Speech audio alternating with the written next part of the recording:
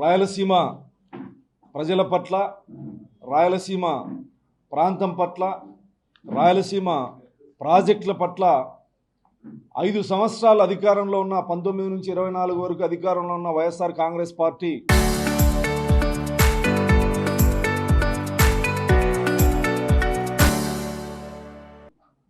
గాలి కొదిలేసి రాయలసీమ వెనుకబాటుతనానికి కారణమై ఈరోజు ప్రజలు ఓడించిన తర్వాత రాయలసీమ ప్రజల మీద ప్రేమను నటిస్తూ, రాయలసీమ ప్రాజెక్టుల మీద ప్రేమను నటిస్తూ సభలు సదస్సులు పెట్టి రాయలసీమ నెల్లూరు ప్రాంతం నుంచి నాయకులు అందరూ వచ్చి రాయలసీమలో తిరుగుతూ రాయలసీమ ముద్దుబిడ్డ జగన్మోహన్ రెడ్డి అని చెప్పేటువంటి ఒక అసత్యపు ప్రచారం కోసం మీటింగులు పెడతా ఉన్నారు. రాయలసీమ ప్రాజెక్టుల పట్ల చంద్రబాబు నాయుడు గారి చిత్తశుద్ధి, 5 సంవత్సరాల జగన్మోహన్ రెడ్డి గారి చిత్తశుద్ధిని ప్రజల ముందు బహిరంగ చర్చకొచ్చి, ఏ జిల్లాలోనైనా సరే బహిరంగ చర్చకొచ్చి చర్చ చేసే దమ్ము వైఎస్ఆర్ కాంగ్రెస్ పార్టీ నాయకులకు ఉందా అని నేను చెప్పి ఈ సందర్భంగా ప్రశ్నిస్తాను. 5 సంవత్సరాల 12 లక్షల కోట్ల బడ్జెట్లో రాయలసీమ ప్రాజెక్టులకి 2000 కోట్ల రూపాయలు కూడా ఖర్చు పెట్టని మీరు ఈరోజు రాయలసీమ గురించి, సాగునీటి ప్రాజెక్టుల గురించి మాట్లాడడం చాలా సిగ్గుసేటు. ఈరోజు మీరు జిల్లాలు తిరిగి ప్రజల్ని మభ్యపెట్టే ప్రయత్నం చేస్తూ ఉన్నారు కదా. 5 సంవత్సరాల జగన్మోహన్ రెడ్డి ముఖ్యమంత్రిగా ఉన్నప్పుడు ఏ సాగునీటి ప్రాజెక్టునైనా సందర్శించినటువంటి పరిస్థితి ఉందా? ఏ ఇరిగేషన్ వర్కులైనా ముందుకు తీసుకెళ్లినటువంటి పరిస్థితి ఉందా?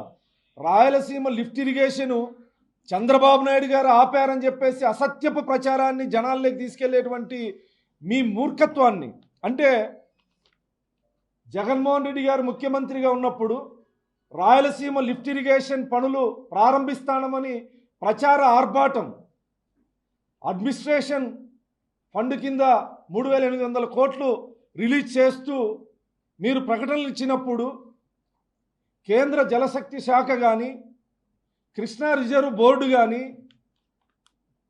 ఇవన్నీ కూడా ప్రాజెక్టును ఆపండి అని చెప్పి చెప్పడం జరిగింది.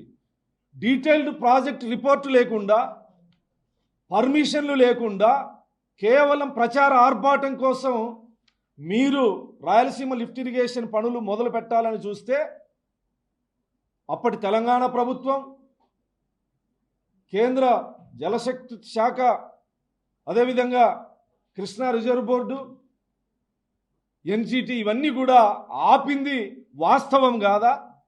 మీ మూర్ఖత్వంతో, అవగాహన రాహిత్యంతో ఏదో చేస్తానమని చెప్పేసి మభ్యపెట్టేటువంటి ప్రక్రియని ఆపింది ఎవరు? 2020, 21, 22, 23, 24 వరకు ముఖ్యమంత్రి ఎవరు? మీ చాతగంతనాన్ని కప్పిపుచ్చేందుకు చంద్రబాబు గారి మీద నిందలు వేయడానికి సభలు పెడతా ఉన్నారంటే ఇది చాలా హాస్యాస్పదం. 14 నుంచి 19 వరకు దాదాపు 12,500 కోట్ల రూపాయలు రాయలసీమ ఇరిగేషన్కి, హంద్రినీవాకి ఖర్చు పెట్టినటువంటి ఘనత చంద్రబాబు నాయుడు గారిది.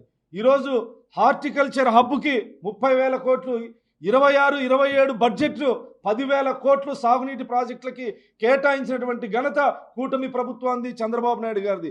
రాయలసీమ ఇరిగేషన్లో కానీ, సాగునీటి ప్రాజెక్టులలో కానీ 80% పూర్తి చేసినటువంటి ఘనత అన్న నందమూరి తారక రామారావు గారిది, చంద్రబాబు నాయుడు గారిది తప్ప మిగతా ఎవరిది కాదని చెప్పి సందర్భంగా ఈ 20 నెలల కాలంలో హంద్రినీవా పనులు కానీ, లేదా సాగునీటి రాయలసీమ ప్రాజెక్టుల విషయంలో చంద్రబాబు నాయుడు గారు ఎన్నిసార్లు పర్యటించారు?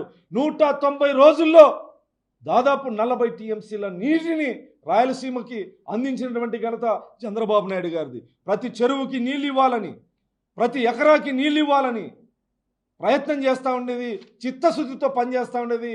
రాయలసీమ పట్ల పారిశ్రామిక రంగంగా కానీ, హార్టికల్చర్ రంగంగా కానీ, సాగునీటి ప్రాజెక్టుల విషయంలో కానీ వీటి పట్ల చిత్తశుద్ధి చంద్రబాబు నాయుడు గారికి ఉంది కానీ మీకుందా?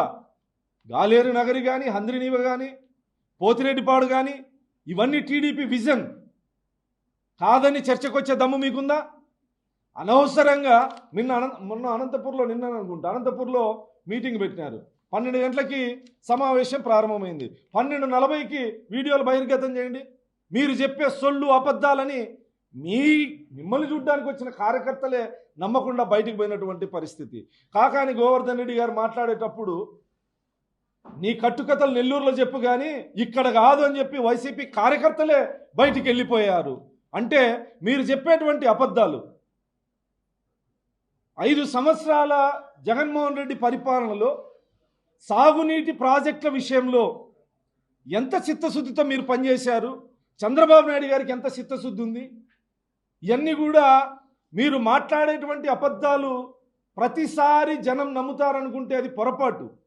రాజధాని విషయంలో జగన్మోహన్ రెడ్డి విధానం ఏంది స్పష్టంగా కనీసం వైసీపీ నాయకులకైనా తెలుసా?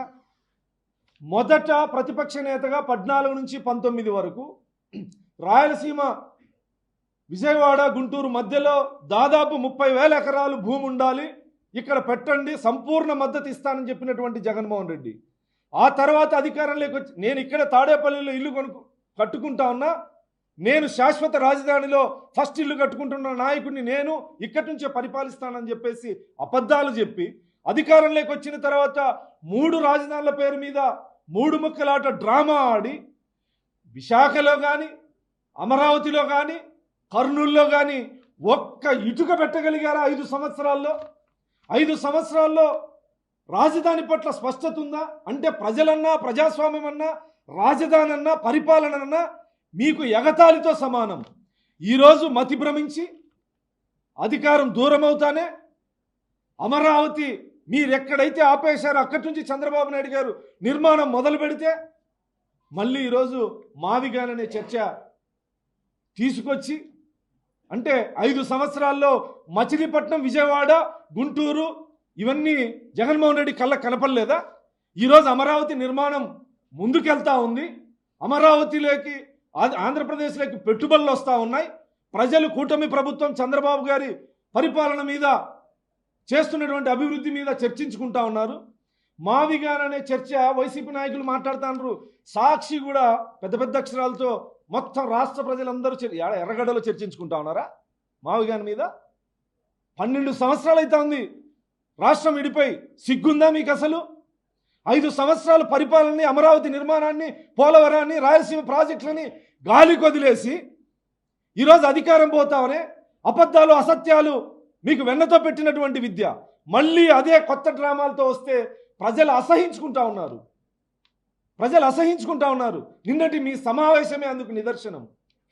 12 సంవత్సరాలైనా మీ 5 సంవత్సరాలు చంద్రబాబు నాయుడు గారు కట్టినటువంటి అసెంబ్లీలోనే పరిపాలించారు, అదే సచివాలయం నుంచి పరిపాలించారు, అవే హైకోర్టు నుంచి జడ్జిలు తీర్పునివ్వగలిగారు, అమరావతి నుంచే పరిపాలన చేసి 3 రాజధానుల పేరు మీద నాటకాలాడి ఈరోజు మళ్ళీ ప్రజల్ని మభ్యపెట్టేందుకు, ప్రజల్ని తప్పుదారి పట్టించేందుకు, ప్రజలు మేధావులు మీకన్నా మాకన్నా అందరికన్నా జగన్మోహన్ రెడ్డి గారు సిగ్గు లేకుండా జగన్మోహన్ రెడ్డి పార్టీకి సంబంధించినటువంటి నాయకులు ఇక్కడ ప్రెస్ మీట్ పెట్టినారు. మావిగాని మీద ప్రజల్లో చర్చించారు. ప్రజలు ఎందుకు చర్చించుకుంటారు?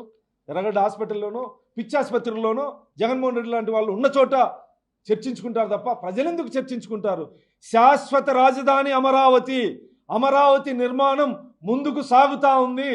అమరావతి విశ్వనగరంగా ఆవిర్భవించబోతా ఉంది.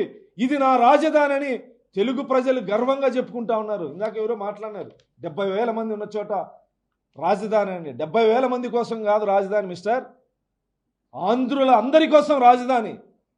అక్కడ ఉన్నటువంటి 70,000 మంది 1,00,000 మంది కోసం కాదు రాజధాని. రాష్ట్రాన్ని పరిపాలించడానికి ఇది నా రాజధాని అని 5 కోట్ల మంది ఆంధ్రులు గర్వంగా చెప్పుకునేది రాజధాని. 70,000 మంది కోసం కాదు.